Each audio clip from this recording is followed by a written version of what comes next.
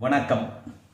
இன்று நாம் காண இருக்கக்கூடிய திருக்குறள், கொடுங்கோன்மை இல்லாமல் செங்கோல் முறைப்படி ஆட்சி செய்யக்கூடிய ஒரு மன்னன் நீண்ட நாள் தன்னுடைய நல்லாட்சியை தொடர்ந்து நடத்துவதற்கு தேவைப்படக்கூடிய மிக முக்கியமான அடிப்படை பண்பு என்ன என்று வள்ளுவர் கூறுவதை குறித்தது.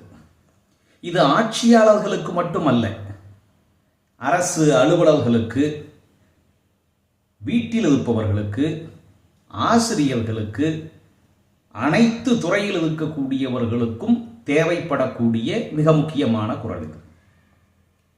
தலைமை பொறுப்பிலே இருக்கக்கூடியவர் அல்லது ஒரு உயர் பதவியிலே இருக்கக்கூடியவர் தமக்கு கீழே இருக்கக்கூடியவர்கள் ஏதேனும் பிழைகளையோ குறைகளையோ தவறுகளையோ செய்துவிட்டால் அது குறித்து விசாரித்து தண்டனை வழங்க வேண்டும்.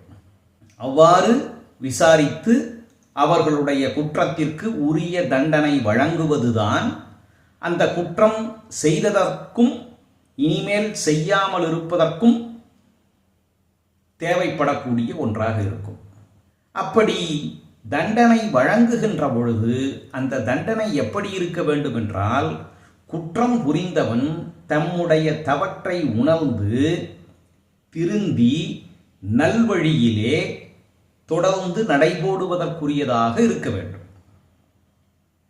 செய்த குற்றத்தை காட்டிலும் தருகின்ற தண்டனை கூடுதலாக இருந்தால் அது செய்த குற்றத்தை விட பெரிய குற்றமாக மாறிவிடும்.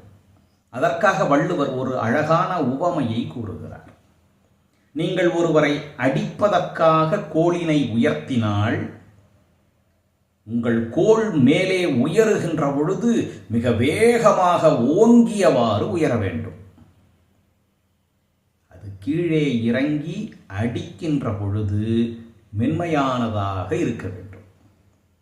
அதைப்போல தவறு செய்தவர்களை மிக கடுமையாக கண்டிக்க வேண்டும். தண்டனை என்று வருகின்ற பொழுது தேவையான அளவு அல்லது தேவையை விட குறைந்த அளவே கொடுக்க வேண்டும். அளவுக்கு மீறிய தண்டனை என்பது செய்த குற்றத்தை காட்டிலும் பெரிய குற்றமாக போய்விடும்.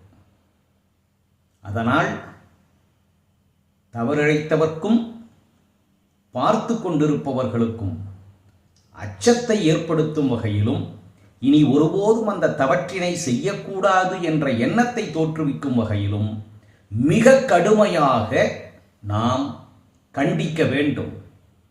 உன்னை என்ன செய்து விடுகிறேன் பார் என்றவாறு நம்முடைய குரல் உயர்ந்திருக்க வேண்டும்.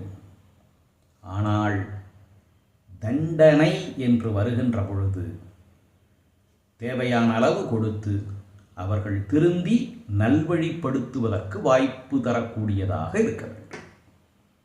வெறுவந்த செய்யாமை என்ற அதிகாரத்தில் வள்ளுவர் கூறுகின்ற குறள், கடிதோச்சி மெல்ல எரிக நெடிதாக்கம் நீங்காமை வேண்டுபவர். வாழ்வில் எல்லா இடங்களிலும் எல்லோருக்கும் மிகுந்த பயன் தரக்கூடிய மிகச்சிறந்த திருக்குறள் இது. நன்றி, வணக்கம்.